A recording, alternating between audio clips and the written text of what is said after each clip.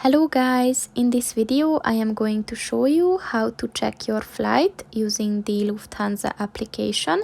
But first I just want to mention, don't forget to subscribe to my channel, because at 10,000 subscribers I'm going to show you my whole YouTube revenue statistics and growth strategy, as well as how to make money online.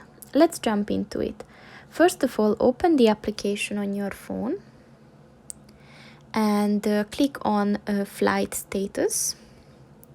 And as you can see, there are three ways to check your flight status. So first you can type in your flight number and the date of your departure, and then just click on search. Or you can do that by writing your place of departure and your place of arrival, and again the date and the time, and just click on search. Or you can type in the airport where you traveled and the airport where you arrived, and again with the date and the time, just click on search. And that's pretty much it for this video, guys. See you in the next one. Goodbye.